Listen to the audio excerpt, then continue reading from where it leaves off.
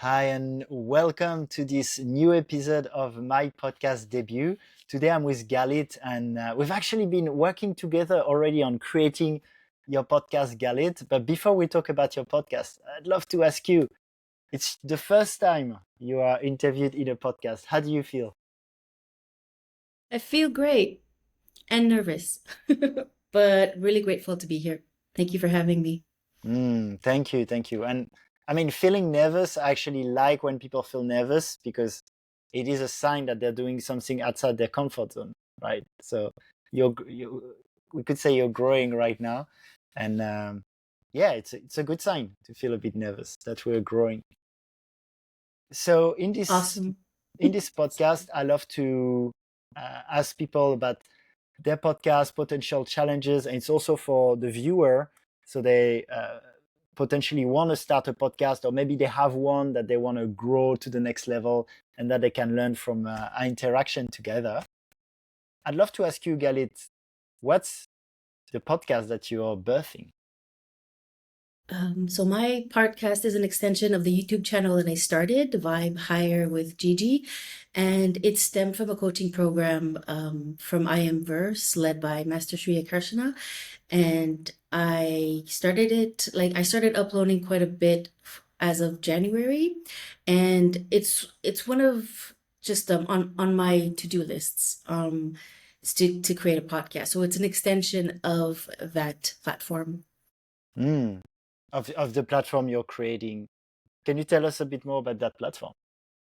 So it's called Higher with Gigi, and it's all about it's videos in relation to like expansion of consciousness, seeing the world a little bit differently.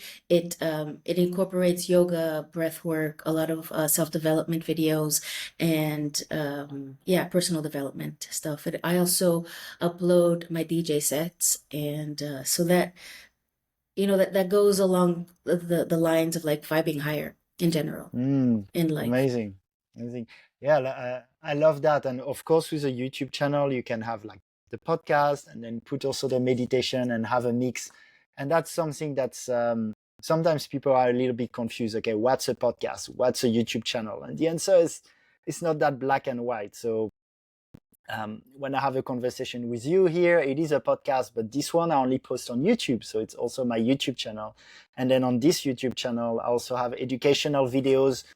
And sometimes when I just speak alone to a camera, some people would say it's a podcast, some people wouldn't. But I like that you're doing that. And that's totally a possibility with YouTube. Obviously, the topics is what I love to co-create with people are those topics around personal development, around spirituality. I know you a bit, so what I really enjoy that you're adding to the picture also is the authenticity to start with. Even when I ask you how do you feel, like okay, I feel nervous, I acknowledge it, and that's cool, and some humor also into it, and that's something where a lot of people will have a podcast in personal development, but your own personality, maybe it's adding humor, maybe it's been very authentic, is going to also attract your tribe in a way. So just as a parenthesis, I really like that you're doing that. Yeah, I do have a history in like stand-up comedy and comedy improv, and it feels like that's just like maybe one of my top passions, but self-development and like spiritual related content is definitely up there too. So I'm always kind of on the cusp of whether I should have like a comedy channel or something Mm. um along the lines of what I'm doing right now. So yeah. So I try to, it's just part of my personality to be a bit quirky, but it's not really I don't know, at this moment it's not really too reflective on my channel, but yeah, just part of it, part of the No, process. I love that, and I see a lot of similarities between comedy, improv, and doing podcasts, especially conversational. For example, just the fact that it's really good to avoid overthinking, because when we do a podcast and we have a conversation like this, it has an improv comedy element where it's like, okay, I'll just go with the flow. I'll just go with what comes. Exactly. Just like I'm overthinking right now. I feel like I'm overthinking a lot right now, but Yeah. I'm in it. I'm in the present moment. Amazing. And what's what's the vision with the podcast? So let's even do a little exercise. Let's imagine what 2 years from now. You can take a deep breath. 2 years from now, everything with the podcast has been flowing perfectly. You've had all the guests you desired, the subscribers you wanted, the impact you wanted. And it's 2027 and we have a conversation on a new podcast and you tell me, whoa, Alex, since you remember when we did my podcast debut in 2025 and I talked about my podcast ID 2 years ago, since then it's been wild. What do you tell me? Yeah, I would tell you that I launched my coaching career and that I'm a professional speaker on stages right now, and that has been boosted by the YouTube channel and the podcasting. And I've spoken to like so many interesting people. I've dived deep into realms and subject matters that I like talking about, and I've learned a lot also from the people that I've spoken to. So I'm very grateful for yeah for that. And I'm very excited about the future and the past and the present. But yeah, Congratulations. Who was your favorite guest? boy. um, who's my favorite guest? That's a good question. David Icke. That was a very Oh, interesting one. That was interesting. We spoke about lizards and about where the planet is as in the moment. But yeah, there's so many guests. Yeah, that I've spoken to.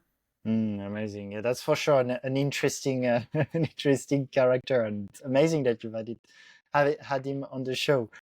It's hard Thank to you get. for thank you for doing the exercise, and we can come back to 2025 and to now. And so I want to ask you, what are your do you have practical goals with the podcast? For example, some people want to have a lot of views, some people want to have coaching clients, some people want to expand their network, some people want to learn to be more at ease with public speaking. Do you have more specific ones? I definitely one of my goals is to develop more of my speaking skills and start having started my YouTube channel. I have recognized that I'm more comfortable on camera with production. Diving into this podcast project, I would like to start speaking more to people and be more comfortable speaking to people in a podcast realm. So yeah, so I would definitely like to be more comfortable doing that and also just get the message out there, like the positivity, the mindfulness, the meditation, just getting like positive messages out there because there's a lot of duality in this world. And yeah, the more like positive, higher vibing people, heart-centered people out there speaking their truths, the better. Oh, yes, we definitely need that. It's full alignment with my mission too. So excited to be co-creating on this.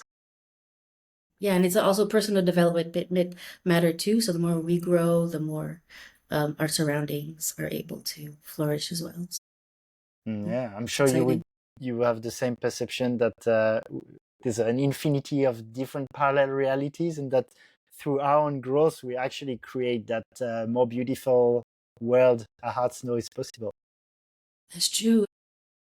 I met someone the other day or I met someone through someone else and they were like high, they were vibing so high and always thinking positive. And the things, and he's an author. I don't know his name, but he just like there's so many things happening in his life because it seems, at least on the surface, that he just keeps like a high level mentality, a high vibe mentality. Yeah, it's just like the constant personal work to go towards that level. The best that we could do at all times, really. But Beautiful. Yeah, thanks, Gigi. Uh, on the podcast, what are some challenges that you currently face or that you have faced? And maybe let's start with what's the main challenge? I think for me, the main challenge is the doing. It's it's the managing my time, my day consistently, and to upload consistently, and to have, and there's a question between like quality versus quantity. And in the other coaching program that I was in, that I'm still in, it's, they encourage to upload a certain amount of videos a week, and that takes time and energy, and it's just a matter of like keeping that quality high too. And I think the podcasting format could help in in the quality aspect of it, hopefully. Thank you. Yeah. So having that consistency, also like actually doing it. What we say sometimes, beating the podcrastination, which is a very Oh man, common procrastination people have with the podcast. Yeah. that's funny. Yeah. Like the podcrastination. Yes, definitely.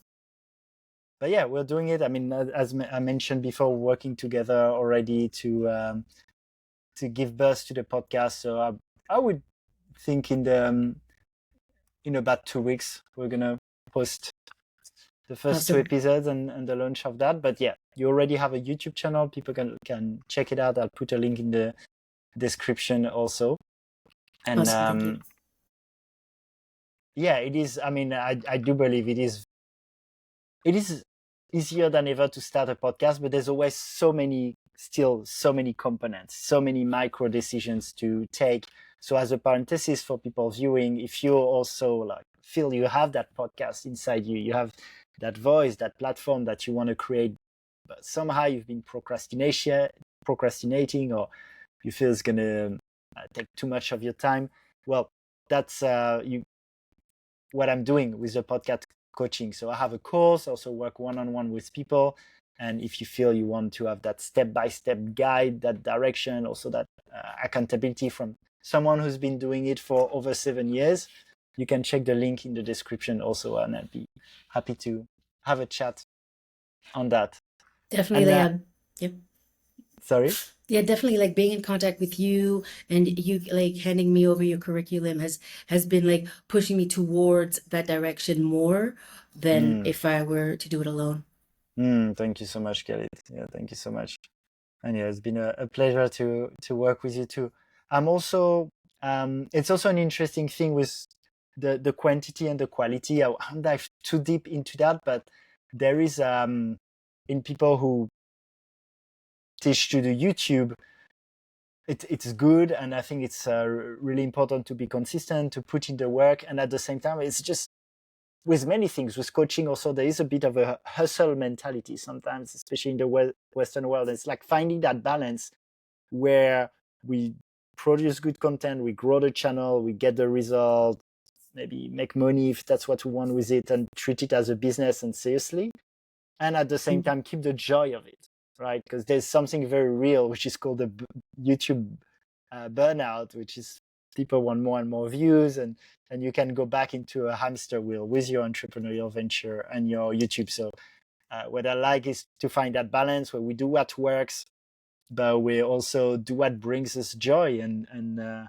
use our channel rather than what a lot of people recommend, which is look at what works, copy what works. It's like, well, where's your genius? Where's your joy in that? It's true, because like in YouTube, the god is the algorithm, but the algorithm is the audience, and that's what they say. Like you need to like keep the flow up, but I understand how like you need to keep your authenticity whilst keeping with the flow, because you are on a certain platform that yeah, where you need to abide by the god who is the algorithm. Yeah. Interesting. And it's like it's so many intricacies into like trying to figure out how the algorithm works, and like looking at your studio and seeing like where the audience retention like dropped off, and then you could tweak your video a little bit to see. But we're not, I mean, we're not Mr. Beast or anything, although I have the same birthday as him. Oh, that's interesting synchronicity. And But look, leveraging the YouTube algorithm is amazing to get visibility. It's not the only one, obviously, so you can get traffic of people going to YouTube to watch your video from collabs on Instagram, or if people already have a big audience, they could use YouTube as a video hosting platform and send people there. But it's true that a huge power of YouTube is when you don't just use it to host your video, but to leverage the algorithm to show your videos to more people. And that also takes some skills, and but also finding what are your goals also. And that's why I don't always recommend to just chase views. Often I actually don't, because yes, maybe you can get more views if you do it a certain way that pleases the algorithm, that's going to show it to some people, but maybe it's the wrong people. And for some people, you'd rather have 1,000 views from other high vibing light leaders and conscious entrepreneurs, rather than doing content for teenagers who want a quick hit of dopamine. And so there's views and views, obviously. So yeah, I think it's good to understand the algorithm, but not necessarily in the way to chase views, but to help the algorithm find the right people for your content. Yeah, it's hard not to get lost in the loop of the algorithm, in the views, because I don't know, somehow we're like geared for like more and more and more. And if we're not, if we're just a hundred subscribe, like a few hundred subscribers, some people won't speak to you or want to be affiliated with you. But it definitely, it depends on your intention and what your goals are. And if it's like a question of multi-level marketing or coaching, you always are able to have that platform handy to get your word out, and to work off from there. I guess it's not about 4 billion subscribers. I don't think anybody has that, but yeah. Yeah, there's a concept I like, I think, by Kevin Kelly, I'm not sure, but the 1,000 True Fans been popularized also by Tim Ferriss. And I don't think it needs to be even 1,000, but just to look for having a little tribe of people that vibes higher with you, Gigi. That's true. That's true. And even having like a room full of 350 people, having 350 subscribers, not that, because I heard in another podcast that you were mentioning, like, yeah, a lot of people are subscribed to a lot of channels, but they only follow just a few, and that varies through time too. Like you follow 2-3 people, and then you discover a new person, and so there's a bit of a flow, flow going on, yeah. And usually I like YouTube for that. That is gonna recommend platforms, but also don't like so much that it's so algorithm based, which sometimes takes even our willpower as people. So even for me with my YouTube, I have a few channels where I want to be notified when they post, because I don't want to just rely on the algorithm. I want to take that in charge. Okay, these people, I want to know when they do a new video. But I would assume most people don't do that. But that's why I'm also a fan of still posting on Spotify for the podcast, even though Spotify doesn't have that power of sending your podcast to new people as YouTube does. So I like to prioritize YouTube. But for the true fans, it's nice that they can go on Spotify. And myself, sometimes when I want to listen to a podcast, I'm like, I don't want to be in the YouTube algorithm offering me things. I want to go to a specific podcast and watch a specific video, for example, or a specific interview. Right.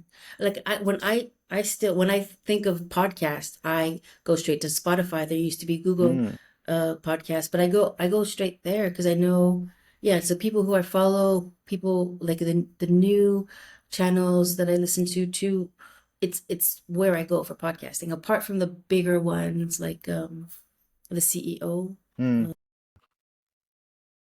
Yeah, what I typically do, I think is quite a common behavior, is maybe I'm on YouTube and a podcast gets recommended and I listen to 10-20 minutes and I like it, and maybe I listen to the full episode then on YouTube another time, and then then I'm like, oh, I like these guys, I want to listen to more, then I would probably of course subscribe on YouTube, but also find them on Spotify and subscribe there. And then 2 months later, when I catch a plane and I'm like, okay, I want to listen to a 1-hour podcast now, I don't want to just be scrolling YouTube videos, then I will be subscribed, and I will find among my list of, maybe 15, 20 podcasts that I'm subscribed to on Spotify versus the 500 channels that I'm now subscribed to probably on YouTube. Yeah, it's less bandwidth. Audio is like, and there's a different there's a certain format to Spotify and other podcast specific platforms that is handy in terms of like radio style content to Yeah, consume. exactly. But still, I fully encourage people to prioritize YouTube because that's where they'll get discovered in the first place, and you want to have your content there. Because of the G- algorithm, you get discovered yeah, because of the the god. Yeah. Gigi, yeah, it was a pleasure to speak to you, and I'm excited to co-create with you and help you burst your podcast. So people tune in, you can already subscribe to the YouTube channel. And Galit, what was your main takeaway from our conversation today? The main takeaway is that I'm nervous. Well, it's not as easy as I thought it would be. And there's a lot of technicalities in terms of the setup of the studio, but it's fun. I had a good time. Yeah, and hopefully the more I speak to people, the more I interview people, the more comfortable I get. Yeah. Yes, that's part of the game, learning by doing for sure. And congratulations on doing your first episode now. Thank you so much, Galit. Awesome. And Thank you. for people watching, if you want to start your podcast also, let's have a chat, especially if you're here to raise the consciousness of our planet. And yeah, I'd be happy to help you. Much love, everyone.